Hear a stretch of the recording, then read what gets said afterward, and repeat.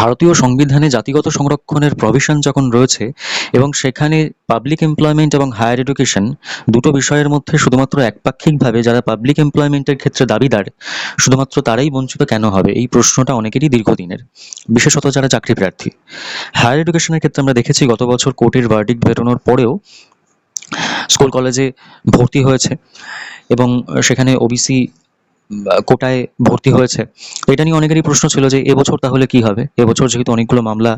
ঝুলে রয়েছে এই বিষয় নিয়ে এবং সেই মামলার দোহাই দিয়ে একের পর এক যে চাকরির পরীক্ষাগুলো সেগুলো স্থগিত রয়েছে, তাহলে হায়ার এডুকেশনের ক্ষেত্রে কি হবে। অনেকের ক্ষেত্রে এটা মনে হয়েছে একটা স্বার্থপর ভাবনা, নিজের নিজের সমস্যা হচ্ছে বলে অন্যের সমস্যা তৈরি করতে চাওয়া, নিজের নাক কেটে অপরের যাত্রা ভঙ্গ করতে চাওয়া। কিন্তু কোথাও কি একটা প্রশ্ন থেকে যায় যে যখন পিছিয়ে আস্তে আস্তে দেওয়ালে পিঠ থেকে যায় তখন মানুষের স্বার্থপর হওয়া ছাড়া আর কোনো উপায় থাকে না। আজ আনন্দবাজার পত্রিকায় একটি সংবাদ প্রকাশিত হয়েছে যেখানে দেখা যাচ্ছে যে এ রাজ্যে হায়ার এডুকেশনের ক্ষেত্রে অর্থাৎ কলেজ বিশ্ববিদ্যালয়, আমরা জানি যে রিসেন্টলি মাধ্যমিক উচ্চ মাধ্যমিকের ফলাফল প্রকাশ হয়েছে। কলেজ বিশ্ববিদ্যালয়ে ভর্তির ক্ষেত্রে অর্থাৎ হায়ার এডুকেশনের ক্ষেত্রে সংরক্ষণের যে রোস্টার, জাতিগত সংরক্ষণের যে রোস্টার, সেখানে অন্যান্য অনগ্রসর শ্রেণী যারা অর্থাৎ ওবিসি, আদার ব্যাকওয়ার্ড ক্লাসেস, তাদের ক্ষেত্রে সংরক্ষণ কিভাবে হবে, কি নীতি ফলো করা হবে, সেই বিষয়ে জানতে চেয়ে হায়ার এডুকেশন দপ্তর থেকে অনগ্রসর শ্রেণী কল্যাণ দপ্তরে জানতে চাওয়া হয়েছে। এবং যেটা আমরা বুঝতে পারছি যে বিষয়টা নিয়ে সবার মধ্যে প্রশ্ন ছিল, বিশেষত চাকরি প্রার্থীদের মধ্যে, যে বঞ্চিত শুধুমাত্র আমরা কেন হব। যদিও এখানে বৃহত্তর স্বার্থের প্রশ্ন জড়িত রয়েছে। হায়ার এডুকেশনের ক্ষেত্রে যারা কলেজ বিশ্ববিদ্যালয়ে ভর্তি হবে তাদের শিক্ষা গ্রহণের যে অধিকার সেটা পিছিয়ে যাওয়া বা সেখান থেকে বঞ্চিত হওয়ার একটা ব্যাপার রয়েছে। তা সত্ত্বেও কোথাও গিয়ে একটা প্রশ্ন থেকে যায় যে বঞ্চিত শুধু এক শ্রেণী কেন হবে, বরং বৃহত্তর স্বার্থের প্রশ্ন যেখানে আসবে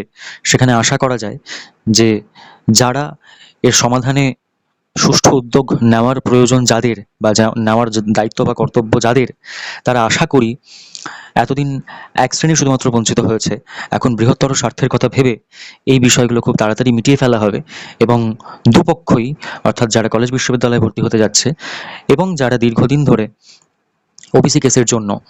চাকরির পরীক্ষাগুলো স্থগিত হয়ে যাওয়ার জন্য যাদের বয়স পেরিয়ে যাচ্ছে, দিন পেরিয়ে যাচ্ছে, তারাও আশা করি খানিকটা সুরাহা পাবে। এবং আশা করা যায় যারা এই বিষয়ে দায়িত্ববান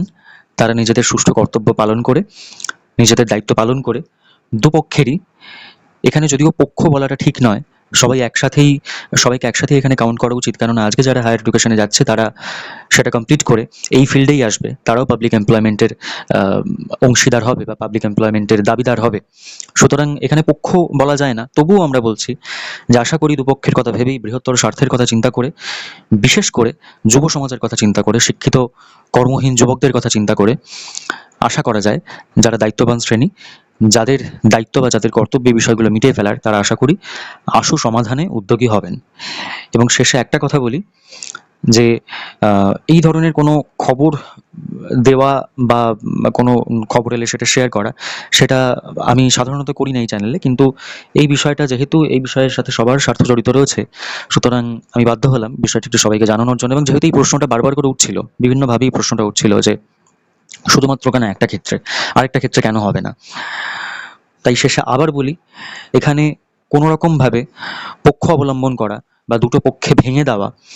লড়াই লাগিয়ে দেওয়া আমার উদ্দেশ্য নয়। আমার উদ্দেশ্য একটাই, যে বৃহত্তর স্বার্থের কথা ভেবে শুধুমাত্র চাকরি প্রার্থীরা যাতে করে বঞ্চিত না থাকে এবং যারা হায়ার এডুকেশনের দাবিদার তারাও যেন বঞ্চিত না থাকে, দুপক্ষের কথা ভেবেই, দুজনের কথা ভেবেই, দুজনে আবার বলছে দুজনে একই পক্ষ, দুজনের কথা ভেবেই যাতে করে যারা সরকারে রয়েছেন এবং যারা এই বিষয়গুলোর সাথে জড়িত, আশা করা যায় সমস্ত স্টেক হোল্ডাররা এক জায়গায় এসে সকলের কথা ভেবে, যুব সমাজের কথা ভেবে, ভারতীয় যুব সমাজের কথা ভেবে, বাঙালি যুবকদের কথা ভেবে, যুবক যুবতীদের কথা ভেবে এই বিষয়ে আশু সমাধানে উদ্যোগী হবেন। ধন্যবাদ।